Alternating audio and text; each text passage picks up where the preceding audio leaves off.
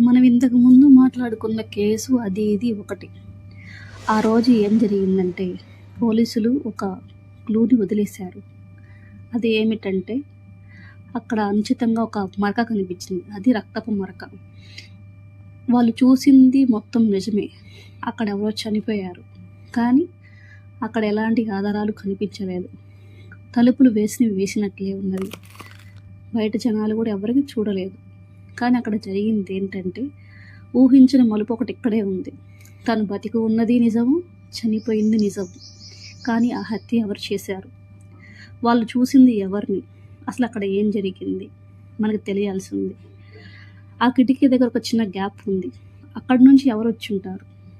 తనకు తెలిసిన వాళ్ళు అయి ఉంటారా, తన శత్రువులా, ఏమో తెలియదు. మన సీసీటీవీ ఫుటేజ్లో కనిపించింది ఎవరు, తనతో పాటు ఇంకెవరైనా ఉన్నారా అనేది మనకు తెలియదు.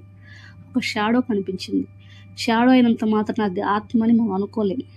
కానీ మరి అది ఎవరు తెలియదు. తెలియాలంటే ఏం చేయాలి? ఈ స్టోరీని మనం చూడాలి. అండ్ ఇంకో విషయం ఏంటంటే సరిగ్గా చనిపోయిన వ్యక్తికి మరియు బతికున్న వ్యక్తికి తేడా ఏమిటి, వాళ్ళిద్దరు ఏమవుతారు, వాళ్ళిద్దరి మధ్య ఉన్న సంబంధం ఉందో అనేది కూడా మనకు తెలియదు.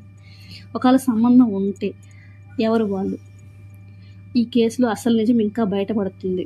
అసలు మీరేమనుకుంటున్నారు? తను ఎవరు చంపి ఉంటారు? దెయ్యమా లేక మనిషా? ఇదంతా ఏమిటి తెలుసుకోవాలనుకుంటే సబ్స్క్రైబ్.